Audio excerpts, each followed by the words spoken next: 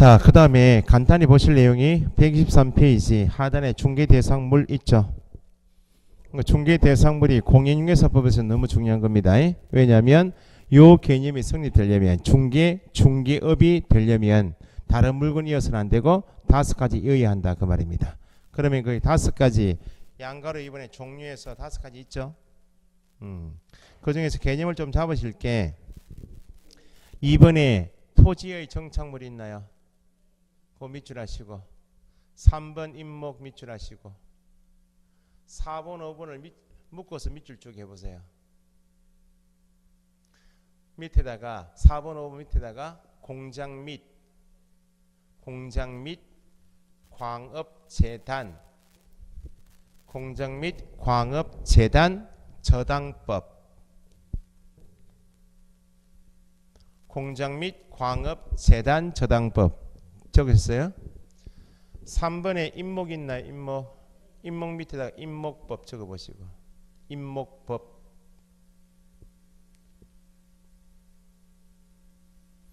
자 보세요. 민법 배우시면 민법 1차 과목에서 민법하고 부동산 학개론 배우시면 부동산 개념을 먼저 배워요. 민법에서 법에서 정하고 있는 민법 99조 나중에 가시면 부동산이란 이렇게 돼 있어요. 부동산이란 민법에서 부동산은 토지하고 토지 그 정착물입니다. 민법상 부동산은 토지가 부동산이고 토지 정착물이 부동산이다 그 말입니다. 이렇게 개념 정의하는 것을 전체 부동산을 좁은 의미로 봤다 해서 부동산 학개론에서는 이걸 뭐라 부르는가 이름을 좁은 의미의 부동산 협의의 부동산 이렇게 불러요. 협의의 부동산 하면 토지 및 그 정착물이에요. 정착물의 대표적인 게 뭐예요? 건축물이죠. 그러면 협의의 부동산 하게 되면 대표적으로 뭐하고 뭘 말한다? 토지하고 건축물을 말해요. 토지 건축물에 관한 각종 공시방법을 배우는 게 2차 과목에서 부동산 공시법 등기를 배우신다고.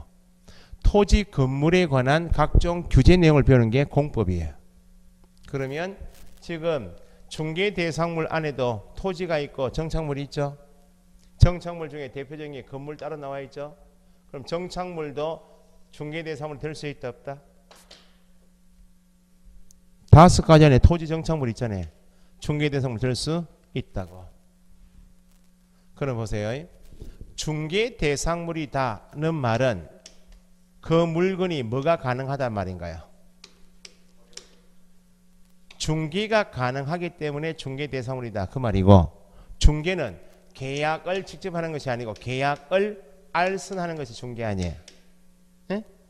그러면 토지는 매매 교환 임대차 계약이 가능하다 하니까 중개 대상물이야. 건물도 매매 교환 임대차 계약이 가능하다 하기 때문에 중개 대상물이야. 그 정착물 중에서 중개 대상물이 될 수 있다는 말은 토지 두고 정착물만 따로 매매할 수 있기 때문에 중개 대상물이야. 그러면 정착물 중에서 대표적인 게 뭐라고요? 건물이야. 정착물 중에서 두 번째가 임목이 있어. 임목은 한자로 이렇게 씁니다. 설립자에다가 나무 목자. 여기 동네 옆에 이름에 입암리 있더만. 여기 없는가? 입암. 선바위. 거기 한자로 입암이야. 표지판에 입암리 이렇게 입암으로 되어 있더만. 입암 공원인가 뭐 있더만. 여기 옆에. 멀리 계시니까. 자, 그러면 임목은 수목의 집단인데 뭐 한 것인가? 임목 밑에 어떤 법이라 적었어요? 임목법이라 적었죠? 수목 집단 중에서 소유권 보존 등기한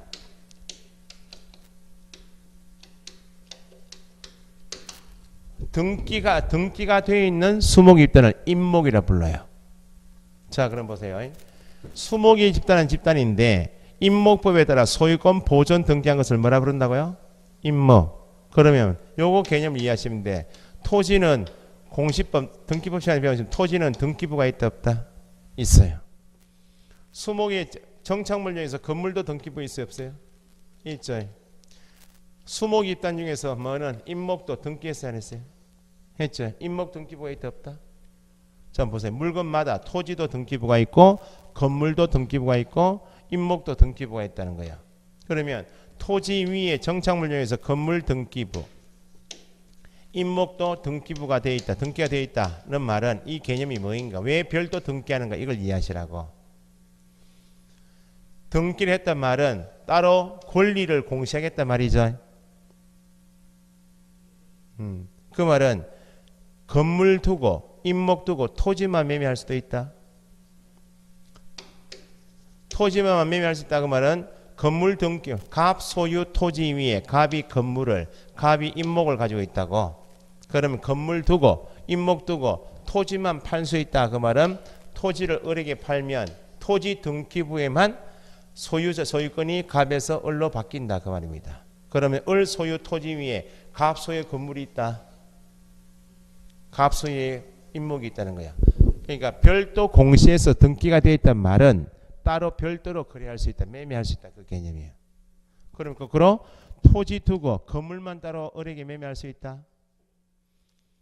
임목만 따로 을에게 매매할 수 있다는 말은 토지 소유자는 갑인데 건물 소유자만 을로 바뀌고 임목 소유자만 을로 바뀐다는 거예요.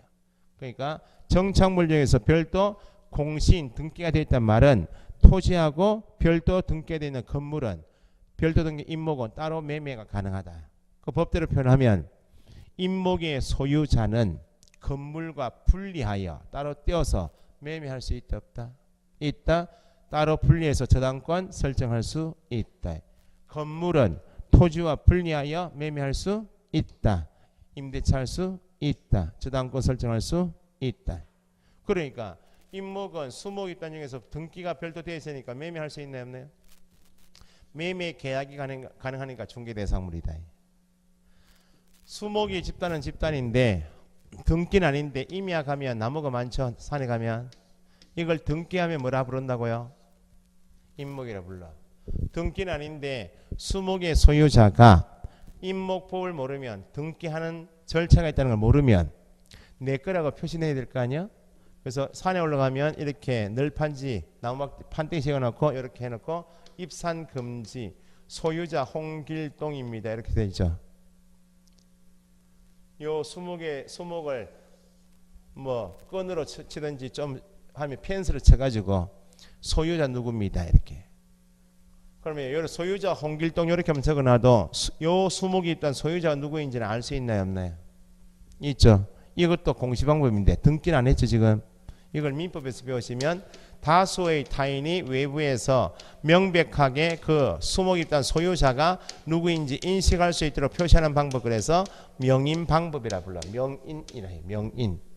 요렇게 하면 되어 있어도 소유자가 요 소유물이 누구인지 공시가 되어 있다. 그러면 등기는 아니지만 따로 소유자가 누구인지 공시되어 있으니까 만약에 갑 소유 토지 위에 갑이 명인 방법을 갖춘 수목 입단을 가지고 있다고. 그러면 갑은 토지 두고 명인 방법 갖춘 수목 입단만 을에게 따로 팔 수 있다 없다?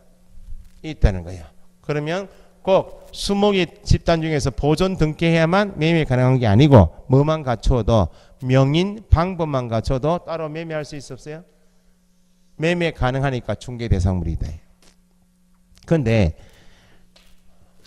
토지 위에 수목이 입단인데 보존 등기도 안 돼 있고 명인 방법도 갖추지 않았다고 별도로 이건 누구 겁니다라고 공시가 안 돼 있네. 별도로 토지는 갑이야.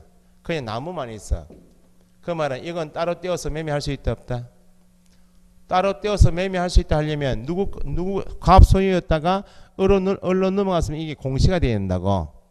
공시되어 있는 방법이 하나도 없잖아. 등기도 안 돼 있고 명인 방법도 안 갖췄으니까 이건 따로 매매가 안 돼. 따로 매매가 안 되니까 그냥 수목 입단은 따로 매매 계약이 안 되니까 중개대상물이 아니에요.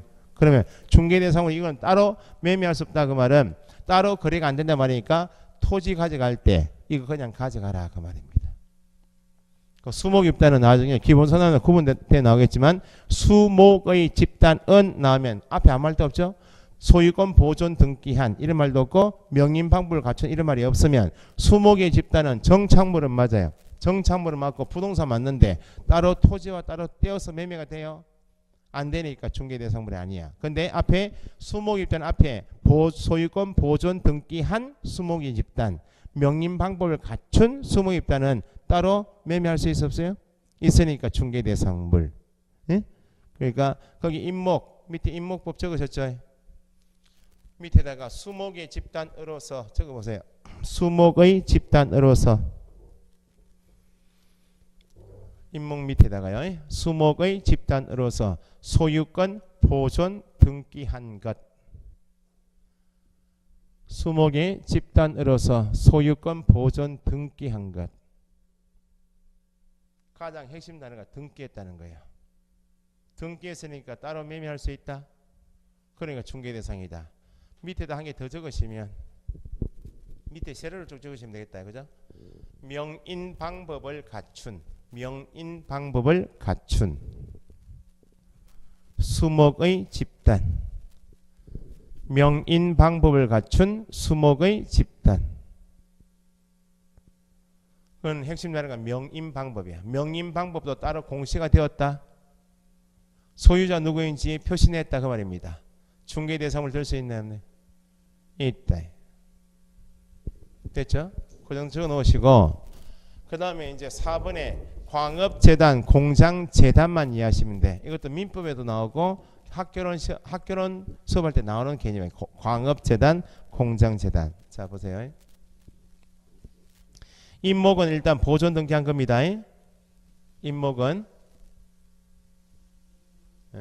그거 기억하고 계시고 공장재단, 광업재단은 갑이라는 사람이 공장을 가지고 기업을 하고 있는 기업가입니다. 기업을 하고 있다고. 그러면 기업가가 지금 경기가 안 좋고 하니까 기업 운용 자금이 10억이 필요해.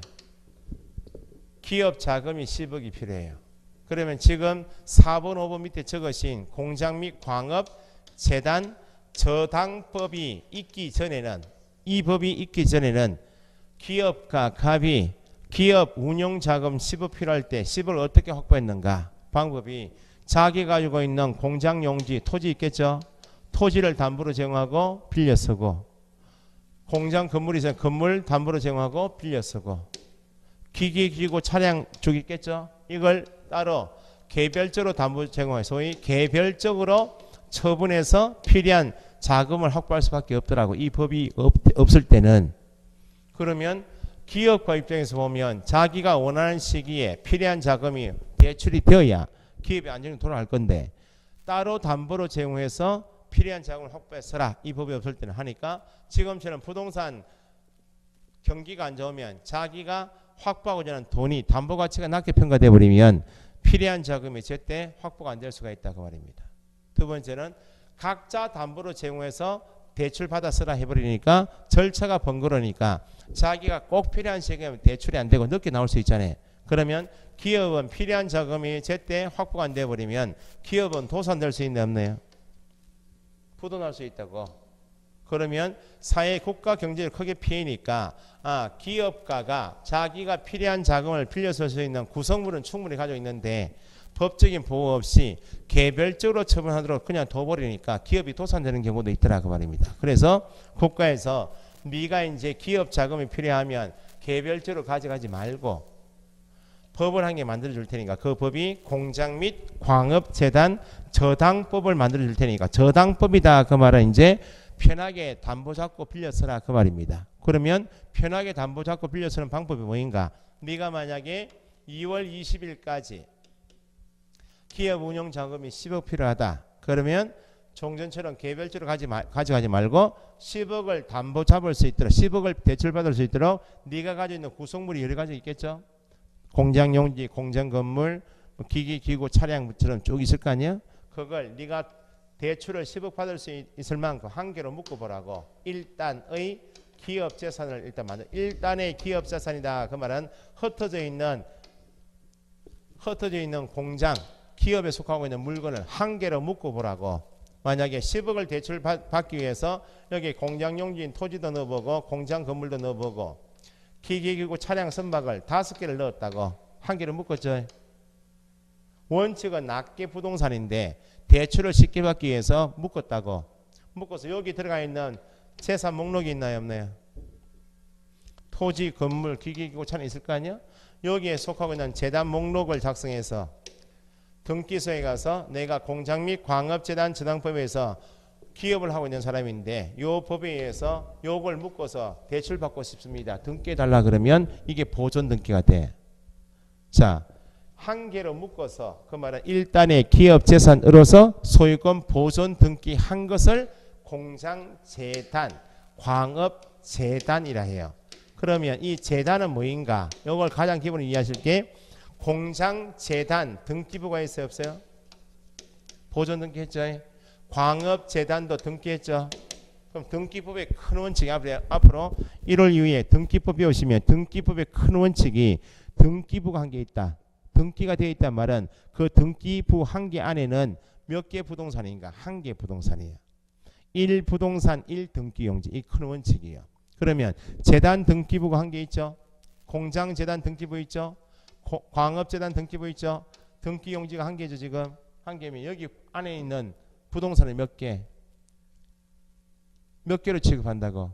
한 개로 취급한다고. 그러면 물건은 몇 개 넣었는데 여기 5개 넣었는데 등기해버리면 등기부는 몇 개? 한 개. 여기 있는 부동산도 몇 개? 한 개로 취급하겠다. 그러니까 등기해버리면 구성물 개수가 몇 개인 관계없이 등기해버리면 전체가 몇 개? 한 개예요. 그러면 한 번만 은행 갔다 오면 묶어져 있으니까 은행도 감정평가하기가 수월하다. 그러면 대출해 주기가 같이 묶어서 왔으니까. 그래서 거기 공장 및 광업재단 저당법 밑에 적으시면 1단의 4번 5번 밑에다가요. 1단의 기업재산으로서 1단의 기업재산으로서 소유권 보존 등기한 것. 1단의 기업재산으로서 소유권 보존 등기한 것. 그걸 뭐라 한다고요? 공장재단, 광업재단이요. 그러면 보존 등기했죠? 이퀄 몇 개의 부동산으로 취급? 한 개의 부동산으로 취급. 그러니까 시험에 나왔던 것이 공장재단에 속한 재단이다. 그 말은 이미 뭐 했구나? 보존 등기했구나. 재단에 속한 토지, 건축물은 분리 처분할 수 있다 없다? 전체가 몇 개니까? 한 개니까 한 개의 부동산의 취급 이퀄 같은 말 분리 처분할 수 없다. 한 개의 부동산으로 취급한다는 말은 같은 말이 분리 처분할 수 없다.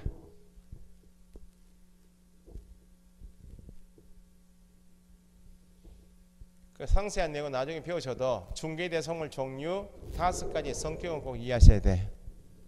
그러면 토지 등기가 돼 있어요 안 돼 있어요? 건물 등기돼 있죠. 임목 등기죠. 광업재단 등기, 공장재단 등기죠. 그러면 나중에 학교론에서 더 배우실 개념이 뭐예요? 토지 건물을 뭐라 부른다고요? 좁은 의미의 부동산 이렇게 한다 그랬죠. 토지 건물은 협의의 부동산이야. 등기됐죠. 그러면 토지 건물 빼고 나머지 물건 중에서 등기한 물건이 있을 수 있다. 임목재단. 등록 등기는 아니지만 등록하는 물건도 있다. 자동차 등록, 항공기 등록, 선박도 등기하죠. 토지 건물만 이야기하면 협의의 부동산. 토지 건물이 아닌데 등기한 물건이거나 등록한 물건이 더 있을 수 있죠. 이건 어떻게 부르는가? 부동산 학개론에서 비록 협의의 부동산인 토지 건물은 아니지만 토지 건물이 등기하듯이 유사하게 등기 등록한 물건이다 해서 협의의 부동산에 준하여 취급하겠다. 협의의 부동산으로 간주하겠다. 그래서 준부동산 또는 의제 부동산 이렇게 불러요. 그럼 여기 임목은 등기했어요 안 했어요? 임목 등기했죠. 공장재단 등기, 광업재단 등기했죠. 임목은 공장재단, 광업재단은 토지 건물이 아니야. 아니죠. 그거 뭐라 부른다고? 의제 부동산, 준부동산이에요. 그러면 협의의 부동산하고 전체 준부동산을 다 합쳐가지고 뭐라 부르는가? 넓은 의미의 부동산, 광의의 부동산 이렇게 불러요. 이게 학개론에서 표현하는 거야. 그러면 토지 건물은 협의의 부동산이라 부르고 토지 건물 빼고 중개 대상물 중에서 임목이나 공장 재단, 광업 재단은 의제 부동산, 준부동산이고 다 합쳐가지고 뭘 한다고? 광의의 부동산. 그러면 나중에 1월 가시면 기본 배우시는 게 임목은 부동산으로 본다. 본다 그 말은 의제하겠다 그러면 의제 부동산이 돼. 학자들이 표현할 때 준부동산, 의제부동산 하지 법에서는 의제부동산 이렇게 안 써요. 부동산으로 본다 이렇게. 임목은 부동산으로 본다. 뭐 했으므로? 등기했으므로. 요걸 나중에 구체적으로 배우시는데 1, 2월 가시면 됐죠? 넘겨보시고. 그래서 그림이 임목이 나무 있죠? 박스 안에. 박스 안에 우측에 보니까 임목은 등기한 수목이 집단 돼 있죠? 등기한 수목의 집단. 박스 안입니다. 지금 124페이지입니다. 박스 안에 좌측에 하다 보니까 공장재단 있죠? 옆에 화살표 따라가시니까 공장재단, 광업재단은 둘째 줄 1단의 기업재산으로서 돼 있나요? 셋째 줄에 소유권 보존 등기한 거 돼 있죠? 그러면 재단은 보존 등기했으니까 몇 개로 취급? 한 개의 부동산으로 취급, 분리 처분할 수 없다 그 말이네. 됐죠? 자, 그 다음 박스 밑에 공인중개사 제도. 공인중개사 밑줄 해보시고. 공인중개사는 용어 정의를 방금 전에 했습니다. 용어 정의에서 공인중개사는 이 법에 의한 공인중개사 자격을 뭐? 취득한 자. 그죠? 이 법 더하기 자격을 취득한 자. 그렇게 한번 적어보세요. 공인중개사는 이 법 이거 더하기 자격을 취득한 자. 취득을 좀 크게 적으시면 취득이 가장 핵심 단어니까 이 법에 의한 자격을 취득한 자니까 이 법 더하기 자격을 취득한 자.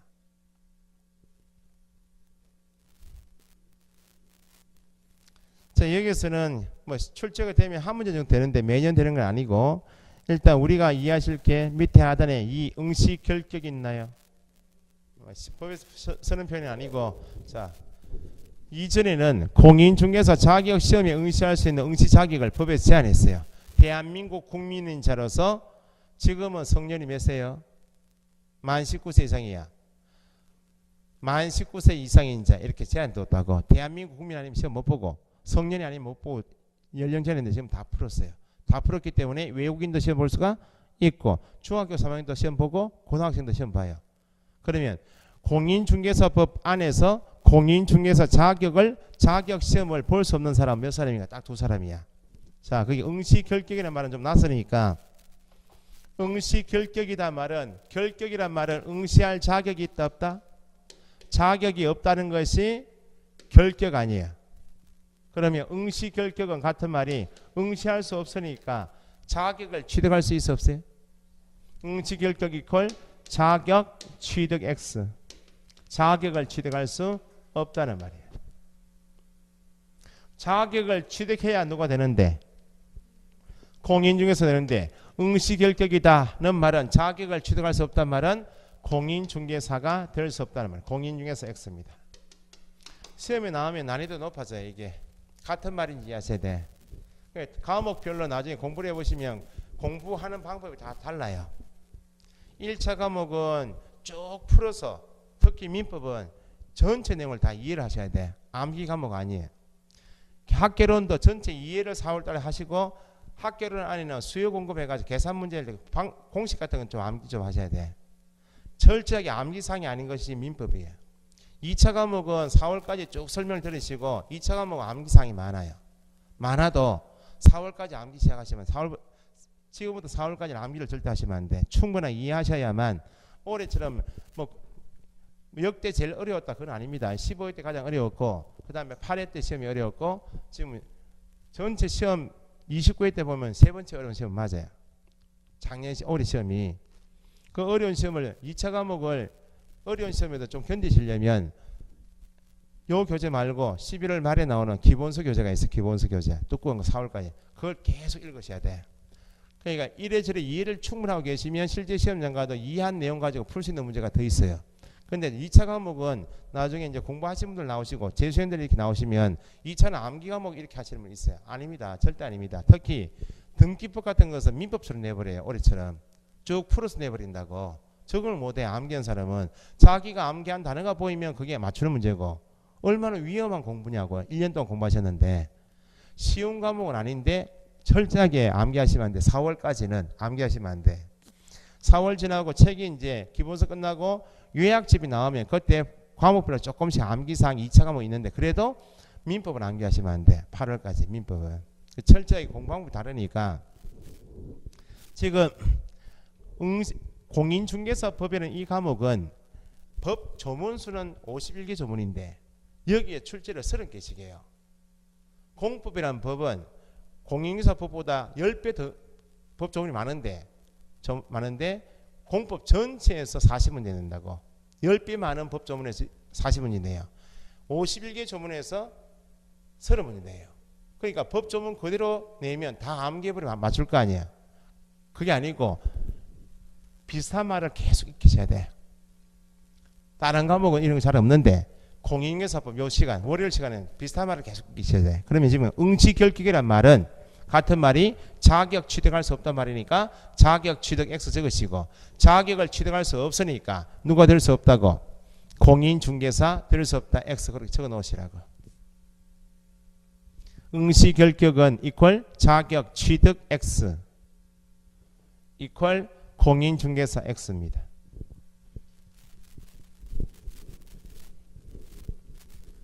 자, 그럼 두 사람을 체크 보면 거기 이번에 응시결격에서 첫째 줄 공인중개사, 그 다음 밑줄 자격이 취소된 후 몇 년요?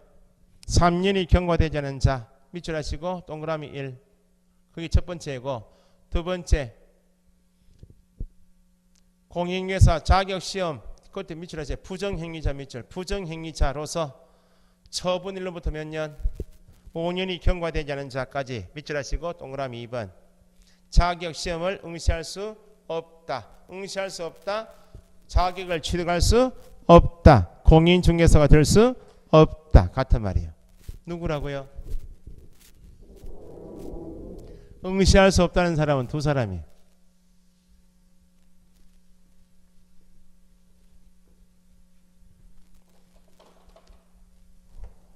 공인중개사 자격을 취득한 다음에 자격증을 타인에게 대여해서, 증은 대여가 절대 안 돼요.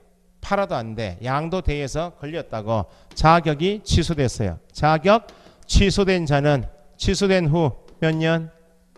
3년이 경과되지 않으면 3년 동안은 응시할 수 없다. 자격 취득할 수 없다. 공인이 될 수 없어요. 또 한 사람은 시험 당일날 부정행위하다 걸렸다고.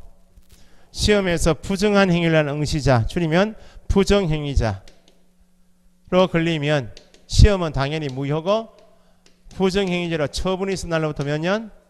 5년이 경과되지 않으면 응시할 수 없어요. 그러면 응시할 수 없다, 취득할 수 없다, 공인중개사 될 수 없는 사람 다시 몇 사람만? 두 사람만. 이 사람 빼고는 응시할 수 있다 없다? 미성년자 응시할 수 있다. 집행유예 받고 유예 기간 중에 있는 자 있다.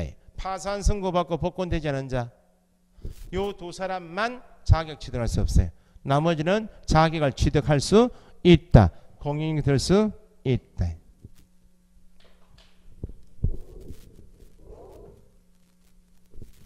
그 다음 옆에 자격 사칙 및 양도 대여 금지 있죠. 공인중개사 아닌 자 밑줄 하시고, 공인중개사 아닌 사람이면 당연히 공인중개사라는 명칭을 쓸 수 있어 없어요? 없어. 유사 명칭도 쓰면 사칭하면 처벌하겠단 말입니다.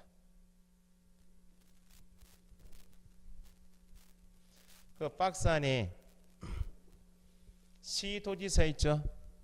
시도지사 우측 동그라미에 시도지사 화살표 따라하니까 1월 이내에 자격증 교부돼 있네. 자격증 교부 밑줄. 자격증은 누가 준다고요? 시도지사 줍니다. 나중에 내년에 30회 합격을 하시고 자격증을 받아오시면 밑에 울산광역시장 그렇게 나와요. 국토교통부 장관이 주는 거 아니에요?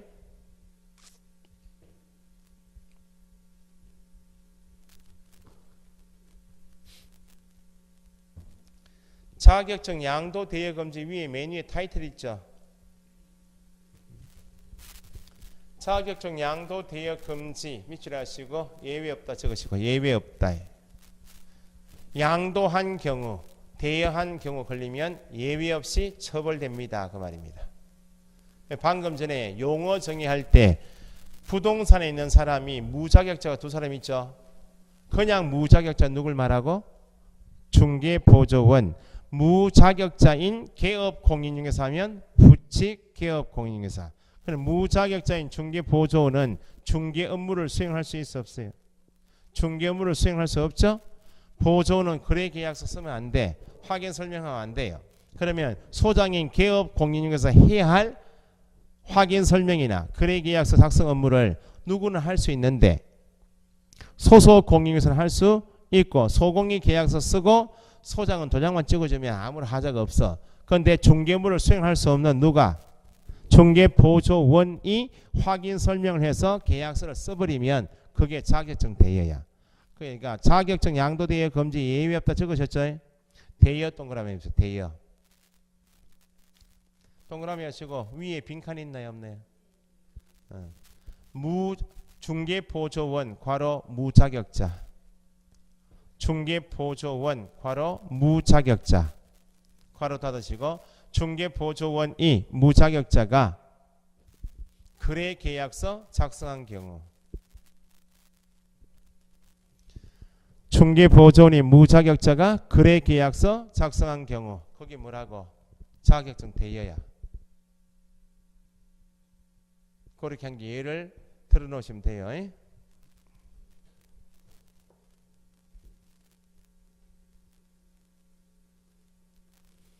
그 다음 밑에 하단에 3번 03번에 중개사무소 개설 등록 있죠. 자, 개설 등록 밑줄 용어 정의를 명확하게 하시면 그걸 조금씩 확장시키시면 돼. 개설 등록을 한 자가 누구요? 개업공인중개사이죠. 그럼 다시 현재 중개업을 하고 있는 개업공인중개사 종별 몇 사람? 세 사람. 개설 등록할 수 있는 사람은 부칙 빼고 공인중개사 법인만.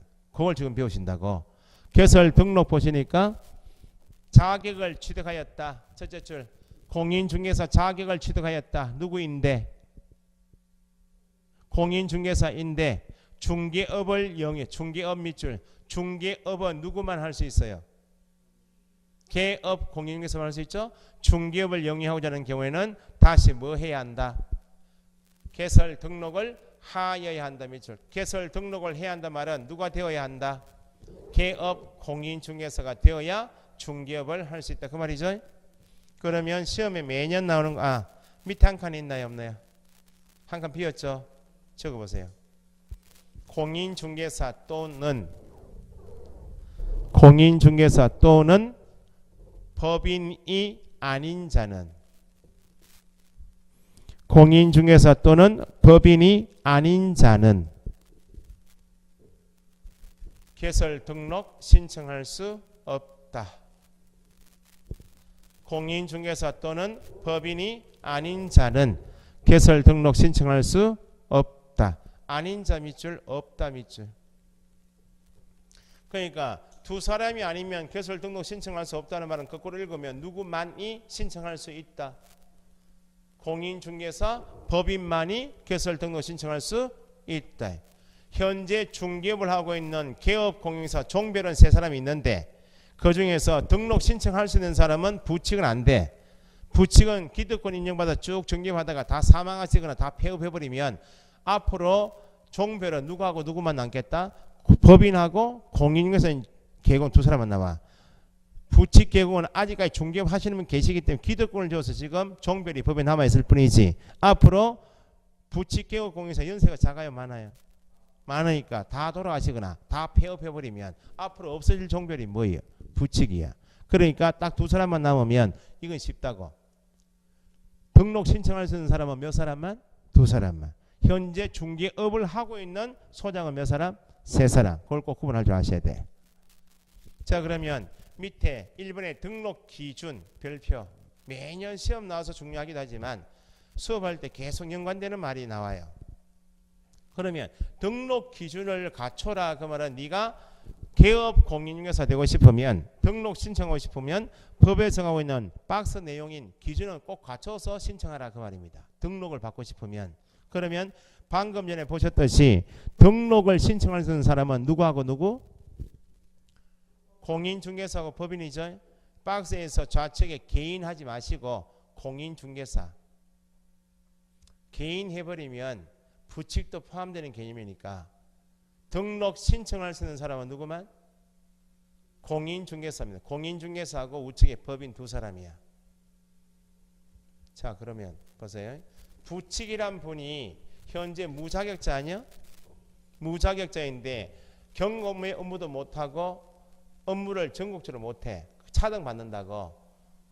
그러면 부칙이란 종교를 버리고 공인중개사나 법인으로 바꾸고 싶다 할 때는 부칙은 자기 중개업을 하다가 종별을 받고 싶으면 일단 뭘 취득해야 돼요?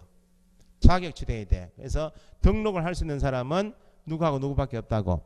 공인중개사하고 법인밖에 없어. 그러면 공인중개사 있나요? 개인이죠. 개인. 개인은 법인과 공통기준이야. 개인 따로 있고 법인 따로 있죠. 개인에게 정해진 네 가지는 누구하고 공통이라고? 위에 개인 위에 등록기준 밑에 빈칸에다가 법인과 공통기준 적으시라고. 개인에게 정해져 있는 등록기준은 우측에 있는 법인과 공통기준이에요. 그럼 당연히 법인과 공통기준 적어 놓으시고, 당연히 공인중개사이든지 법인이든지 1. 뭐는 취득하라고? 자격을 취득한 누가 될 것? 공인중개사일 것. 그 다음에 중개업을 하려면 2번 손님이 왔다 갔다 할 중개사무소를 확보해야 되겠네. 임대차 계약하든지 부모님 건물이면 사용대차에서 하든지. 세 번째 실무교육을 받아야 되고, 네 번째 어디에 해당하지 않아야 한다? 결격 사유에 해당하지 않아야 한다. 그게 공통기준이에요.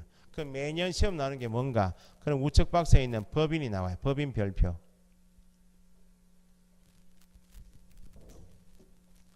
법인이 개설 등록을 하기 위한 기준은 매년 시험 나와요.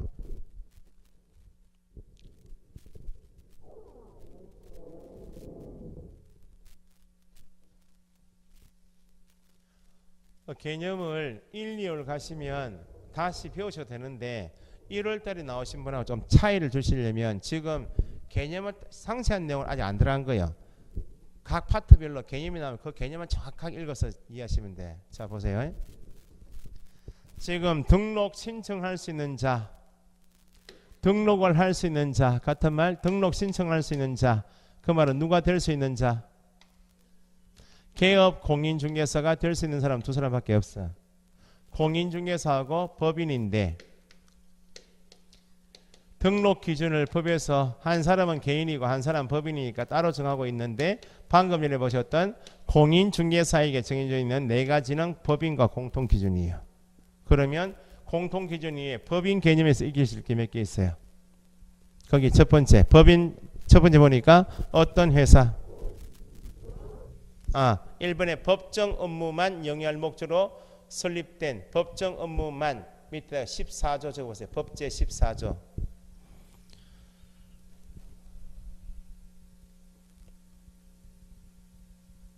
14조 업무만을 영위할 목적으로, 거기에 첫 번째고 뒤에 자본 금액 얼마? 자본금 5천만 원 이상 밑줄 따라 하시고, 이상의 둘째 줄 상법상 회사 밑줄 하시고, 또는 협동조합 기본법에 따라 뭐? 협동조합 밑줄. 됐죠? 자, 보세요. 거기에 끊어서 보시면 법인은 둘째 줄에 어떤 회사요? 상법에서 정하고 있는 회사이거나 아니면 협동조합 기본법에 따른 협동조합이면 된다 그 말이죠. 자본금액은 공이 얼마?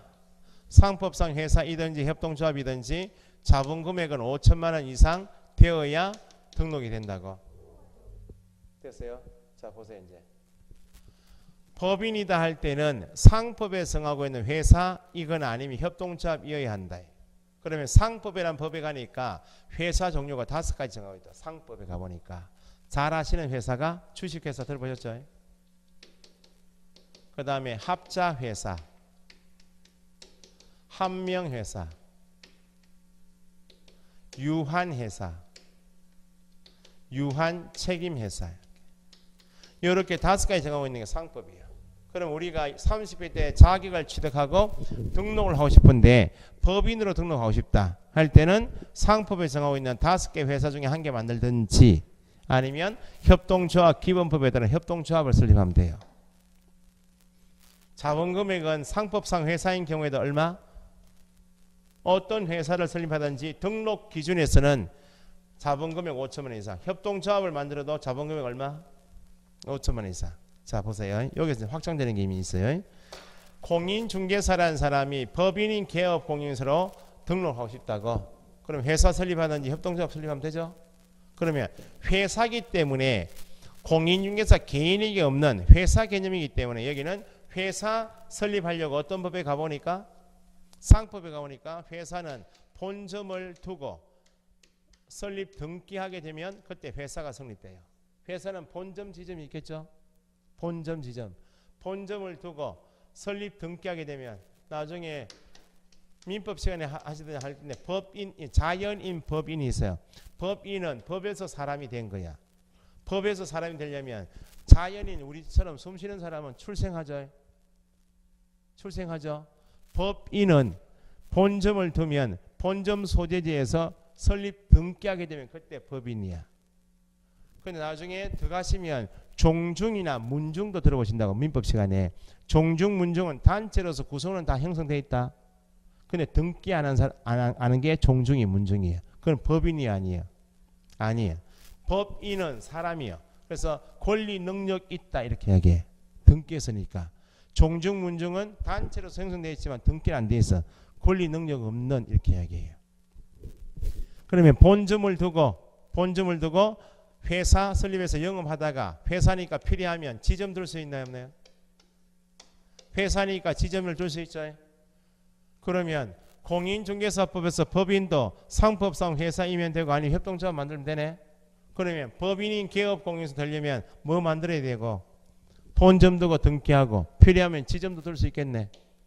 상법에서는 본점이다 지점 이렇게 이야기하지만 공인중개사법에서는 본점을 주된 중개사무소 줄이면 주사무소라고 하고 지점을 공인중개사법에서는 분사무소라고 불러요. 같은 개념인데 표현만 달라. 본점을 주사무소, 지점을 분사무소라 불러요. 그럼 여기는 회사 설립할 때 회사 종류별 어떤 법에 가보니까 상법에 가보니까 주식회사를 만들고 싶다. 그러면 상법에서 회사가 성립되려면 반드시 누굴 둬야 되는가? 주식회사는 이사를 꼭 둬야 돼. 이사. 대표이사, 상무이사, 전무이사. 주식회사 자본금액. 주식회사 만들 때 상법에 가보니까 자본금액이 5억 이상 주식회사 만들고 싶으면 반드시 회계 감사를 꼭 둬야 돼요. 주식회사 만들 때 꼭 둬야 되는 사람이 이사 또는 감사요. 이걸 줄여서 임원이라고 불러요. 임원. 임원회의 들어보셨죠? 임원진 하면 좀 높은 사람이야. 회사 중에서 합자 한명 회사를 만들려고 상표에 가보니까 누굴 둬야 되는가? 무한 책임사원을 두어라. 여기 사원 개념은 임원하고 같은 개념이야. 회사 종류별 표현만 다를 뿐이지 우리가 흔히 직원을 두었다 뺐다 하는 그런 사원이 아니고 가계 직원 개념이 아니에요. 상법상 회사 만들 때 반드시 둬야 되는 사람이 주식회사이면 이사감사 임원을 둬야 되고 나머지 회사이면 무한 책임사원을 돼. 사원인데 무한이다 그러면 한도가 있어요 없어요? 회사 빚이 있으면 사원 자기 개인 재산 틀어서 끝까지 책임져야 된다. 그게 무한 책임사원이야. 그러면 공인중개사인 개인한테는 임원 사원 개념이 없어. 분사무소 개념이 없어요. 누구한테만 쓰는 말이야? 법인에게만. 법인은 상법상 회사 아니면 협동조합이기 때문에 본점을 둔다, 지점을 둔다, 주사무소를 둔다, 분사무소를 둘 수 있다는 개념이 있고, 주된 사무소에 본점 설립할 때는 회사 정류별 누굴 두든지 임원을 두든지 아니면 누굴 무한 책임사를 두어라 이렇게 해요. 그러면 여기 임원 안에는 대표이사도 있어요 없어요? 대표자 포함하는 개념이 임원. 여기 사원 안에는 사장이 있어요 없어요? 대표자 포함하는 개념이 사원이야. 여러 명의 임원 중에서 대표이사 간 사람이 있고 다 포함하는 개념이에요. 여러 명의 사원 중에서 대표자가 있다 그 말입니다. 그러면 법인의 주된 사무소에는 누가 개업 공인중개사 역할을 수행하는가? 대표자가 개업 공인중개사 역할을 수행해요. 그럼 개업 공인중개사 되려면 기본적으로 누구일 것? 대표자는 누구일 것? 공인중개사이어야 한다. 사원 중에서 대표자는 누구일 것? 공인중개사이어야 한다 그 말입니다. 그럼 저 보세요. 개념을 법인은 상법상 회사 또는 협동조합이다 나오면 개인이 아니구나. 주사무소 위에 뭘 둘 수 있구나. 분사무소 둘 수 있구나. 좀 더 다음 주에 배우시겠지만 여기 법인인 경우에 분사무소는 어디는 못 두고 어디는 둘 수 있겠는가? 전국에 200개의 시군구가 있다. 예를 들면 만약에 법인의 주사무소가 울산광역시 남구에 있다. 남구에 법인의 주된 사무소 두고 등기했다고. 그러면 지점인 분사무소 둘 때는 주된 사무소 속하고 있는 남구는 못 둬. 남구 빼고 나머지 199개 시군구별로 한 개씩 둘 수 있는 게 분사무소야. 그러면 법인은 공인중개사인 개인과는 달리 분사무소를 두어서 영업망은 확장이 되죠. 가게를 둘 수 있으니까. 있는 반면에 업무는 몇 조만 할 수 있겠는가? 14조에 있는 업무만 해야 합니다. 자, 개념을 잡으세요. 법인은 상법상 회사 또는 협동조합이어서 주사무소 위에 뭘 둘 수 있는 반면에 분사무소를 둘 수 있는 반면에 가게는 여러 개 둘 수 있도록 허용하지만 업무는 몇 조만 14조 업무만 해야 돼. 자, 그럼 보세요. 법인이 아닌 사람 누구요? 법인이 아닌 사람. 공인중개사는 법인이 아니죠. 공인중개사인 개업 공인중개사나 부칙 개업 공인중개사는 법인이 아니죠. 분사무소 둘 수 있다 없다? 분사무소 둘 수 없어. 법인이 아닌 사람은 중개사무소 한 개만 두고 중개업을 해야 돼. 가게 확장은 안 돼. 그런데 업무는 법인은 분사무소 둘 수 있는 반면에 업무는 14조만 하죠. 법인이 아닌 사람은 뭘 둘 수 없는데 분사무소를 둘 수 없는 반면에 업무 범위는 제한이 없어요. 업무 범위에 제한이 없다 그러면 14조 일을 다 하고 더 할 수 있다 없다? 있다. 법인만 뭘 둘 수 있고 분사무소 둘 수 있는데 업무는 몇 조만? 14조만. 법인이 아닌 사람은 뭘 둘 수 없는데 분사무소를 둘 수 없는데 업무는 제한이 없다. 이렇게 알고 계셔야 돼. 그럼 여기도 지점장이 있어요 없어요? 지점장을 공인중개사법에서는 분사무소 책임자라 해. 본점에는 주사무소에는 대표자, 임원, 사원이라 하고 분사무소에는 누가 있다고요? 책임자. 그러면 책임자가 지점장이니까 분사무소인 지점에서는 야가 대표자 역할을 수행해요. 대표자. 그럼 대표자가 누구이듯이 공인중개사이듯이 분사무소 책임자도 누구이어야 한다? 공인중개사이어야 한다. 자 보세요. 지금 셋째 줄 협동조합까지는 밑줄 했죠? 둘째 줄. 그 다음 셋째 줄 법인에서요. 대표자는 누구이어야 하고 공인중개사이어야 하고 밑줄 하시고 그 다음에 함정이 대표자 포함 제외했던 거는 제외하고 회사 종류별 두 개 전에 임원 또는 사원이 있다고 그랬죠? 제외하고 임원 사원의 몇 번에 몇? 3분의 1 이상 밑줄 공인중개사일 것. 자 시험에 이렇게 나왔어요. 법인의 대표자를 제외하고 7명의 사원 또는 임원을 두는 경우 대표자는 누구이어야 되고 공인중개사이고 대표자 제외하고 임원 사원의 몇 번이면 3분의 1 이상 공인세이죠. 대표자 제외하고 7명의 사원 또는 임원을 두는 경우 몇 명은 공인 중개사일 것? 2.333 나올 거 아니야. 사람은 팔다리가 쪼개져야 안 쪼개져? 2를 넘었으면 3명이야. 3명만 누구이면 공인사이면 나머지 7명에서 4명은 누가 아니어도 공인중개사가 아니어도 등록된다고. 자, 등록 기준을 시험에서 물으면 지금 대표자는 공인중개사이어야 하고 대표자 제외하고 3분의 1 이상은 공인사를 극복하고 밑에 가보시면 동그라미 3번에 실무교육 수료에 있나요? 실무교육 수료 보니까 대표자, 사원 또는 임원 뒤에 빠졌네. 대표자 뒤에 포함하여 적으시고 대표자 포함하여 임원 또는 사원 뒤에 전원 모두 전원 대표자 포함하여 사원 또는 임원 전원은 어떤 교육 받으라고? 실무교육. 방금 전에 보셨던 공인중개사 1것 할 때는 대표자는 누구 이어야 하고 공인중개사 이어야 하고 대표자 제외하고 3분의 1 이상 공인사일 것이죠.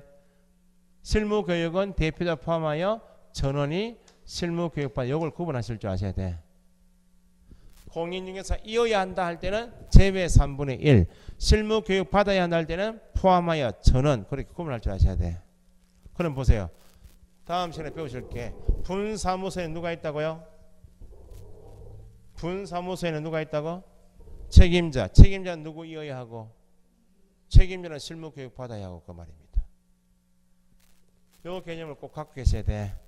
법인만 주사무소 위에 분사무소 둘 수 있다. 반면에 업무는 몇 조만? 14조만. 그 법인은 자체가 두 문제야. 14조 업무인가 아닌가 한 문제, 분사무소 한 문제 나와요. 법인이 아닌 자면 공인중개사인 기업 공인중개사나 부칙 기업 공인중개사는 법인이 아니죠. 법인이 아니어서 뭘 둘 수 없는데 분사무소를 둘 수 없지만 업무 범위는 제한이 있다 없다? 없다. 이렇게 알고 계시라고. 틀이 됐나요? 지금 등록 기준은 시험에 반드시 나와서 중요하기도 하지만 수업 진도 진행할 때 분사무소 나오겠죠. 앞으로 할 때 계속 필요한 개념이니까 읽으시라고. 넘기시면 126페이지에 용어 정의 있죠.